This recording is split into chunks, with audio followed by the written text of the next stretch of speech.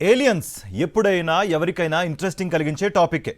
Aliens ఉన్నాయా లేవా అనేది ఎప్పటికీ తేలని ప్రశ్నే.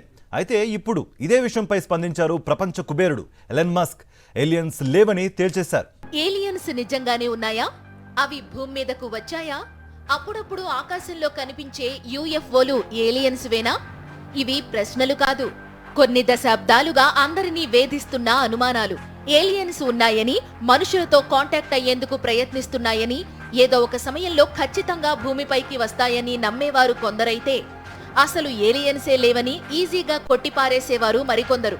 ఇప్పుడు ఈ సెకండ్ లిస్ట్ లోకి యాడ్ అయ్యారు ప్రపంచ కుబేరుడు ఇలాన్ మస్క్. ఏలియన్స్ ఉన్నాయనేందుకు అసలు ఆధారాలే లేవని తేల్చిపారేశారు. ఇలాన్ మస్క్ ఈ జనరేషన్ కు పరిచయం అవసరం లేని పేరు. తన మాటలు, తన చేతలు, తన ప్రయోగాలు అన్నీ సెన్సేషనే.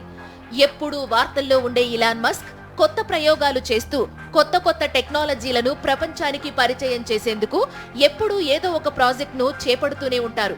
ఈ టెక్నాలజీలో ఖచ్చితంగా తన మార్కును చూపించిన ఘనత ఇలాన్ మస్క్ కే దక్కింది. టెస్లా పేరుతో తయారు చేసిన కార్లు ఎంత పెద్ద హిట్టో, మనిషి బ్రెయిన్ లో చిప్పెట్టేందుకు చేసిన ప్రయోగము అంతే సెన్సేషన్ గా నిలిచింది. ఇదొక్కటే కాదు, ఇలా చెప్పుకుంటూ పోతే ఎన్నో. స్పేస్ ఎక్స్ పేరుతో శాటిలైట్లు లాంచ్ చేసిన, సోషల్ మీడియా సెన్సేషన్ ట్విట్టర్ ను కొనుగోలు చేసి ఎక్స్ అని పేరు మార్చినా అది ఇలాన్ మస్క్ కే సాధ్యం.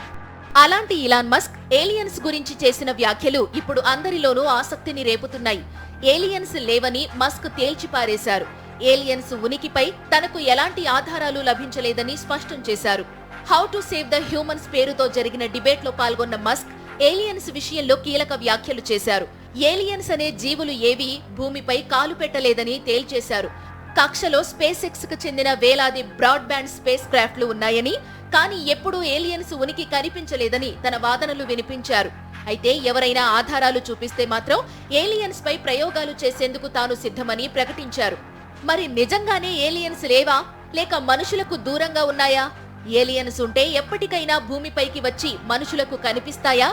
ఇలాన్ మస్క్ అవన్నీ ఉత్తమాటలే అని కొట్టిపారేసిన $1 మిలియన్ ప్రశ్నలుగానే మిగిలిపోయాయి.